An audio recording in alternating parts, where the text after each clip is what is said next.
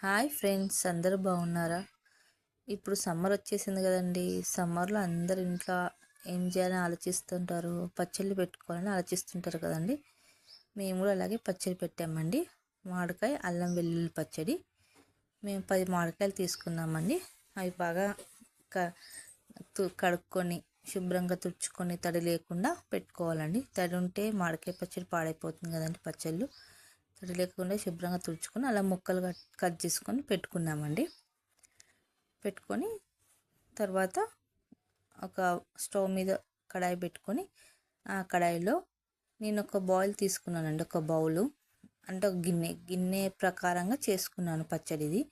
మీరు కూడా కొత్తగా ఉన్న ఫస్ట్ టైం పెట్టే వాళ్ళు కూడా ఉంటే ఇట్లా కొలతల ప్రకారం పెట్టుకుంటే మీకు కూడా ఈజీగా వచ్చేస్తుందండి. అలా నూనెలో 1 టీ స్పూన్ ఆవాలు, 1 టీ స్పూన్ జీలకర్ర, 1 టీ స్పూన్ మెంతులు వేసుకొని వేయించుకున్నానండి.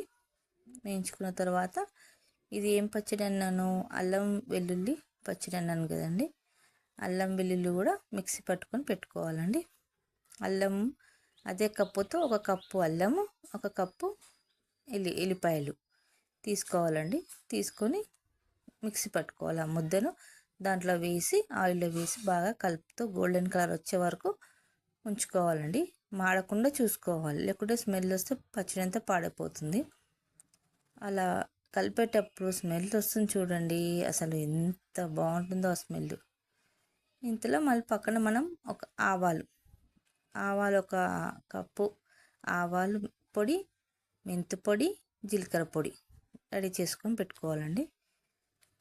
దాన్ని ఇప్పుడు గిన్నెల మనం మామిడికాయలు ముక్కలు చేసుకొని పెట్టుకున్నాం కదండి. అదే కప్పుతో నేను 6 ముక్కల మామిడి ముక్కలు తీసుకున్నానండి.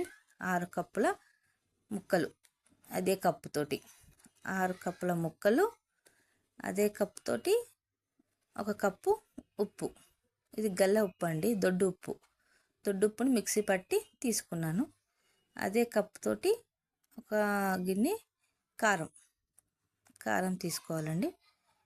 తర్వాత మెంతిపొడి చేదుగా ఉంటుంది కాబట్టి 4 టీ స్పూన్ల మెంతిపొడి వేసాను. ఆ మెంతిపొడి వేసుకున్న తర్వాత జీలకర్ర, ఆవాల పొడి మిక్సీ పట్టుకున్నాం కదా, అది హాఫ్ గిన్నె, సగం గిన్నె వేసుకోవాలండి. ఆ గిన్నెతో అలా వేసుకొని బాగా కలుపుకోవాలండి. అంత ముక్కలకు పట్టుకునే వరకు బాగా కలుపుకోవాలి. అలా బాగా కలిపి మంచిగా అలా మొత్తం కలిపి పెట్టుకోవాలి. ఇంతలో మనం అక్కడ అల్లం వెల్లుల్లి ముద్ద వేయించుకొని పెట్టుకున్నాం కదండి ఆయిల్లో, అది బాగా చల్లారాలండి. చల్లారే వరకు అట్లాగే ఉంచాలి, వేడి పోయొద్దు. బాగా చల్లగా అయిపోయిన తర్వాతనే పోయాలి. అది కొంచెం అలా కలిపిన తర్వాత వెల్లిపాయలు కూడా మనం పక్కన పెట్టుకున్నాం కదండి, ఆ ఎల్లిపాయలు కొన్ని వేసుకోవాలి. ఎల్లిపాయలు ఎంత వేసుకుంటే అంత టేస్ట్ ఉంటుందండి పచ్చడి. వెల్లిపాయలు కూడా వేసుకొని అలా కలుపుకొని పెట్టుకోవాలి. కలిపేసి దానికి ఒక క్లాత్ కట్టేసి పక్కన పెట్టుకోవాలండి. అలా 3 డేస్ తర్వాత మళ్ళీ ఓపెన్ చేసి చూస్తే ఇలా నూనె ఊరి ఉండాలండి పైన. అలా నూనె ఊరి ఉంటే పచ్చడి పర్ఫెక్ట్ అయినట్టు.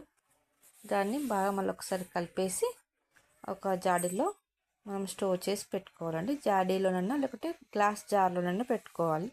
ప్లాస్టిక్ దాంట్లో పెట్టుకుంటే అవి తొందరగా పాడైపోతుందండి. ఇలా జాడీలో స్టోర్ చేసుకొని పెట్టుకుంటే చాలా బాగుంటుందండి. ఇయర్ మొత్తం ఉంటుంది. నెక్స్ట్ మనము ఆ గిన్నెలోనే కొద్దిగా అన్నం వేసుకొని, వేడి అన్నం వేసుకొని కలుపుకున్న మసాలా అంతా కలుపుకొని తింటే ఎంతలా ఉంటుందంటే ఎంత మజా ఉంటుందంటే అంత బాగుంటుందండి.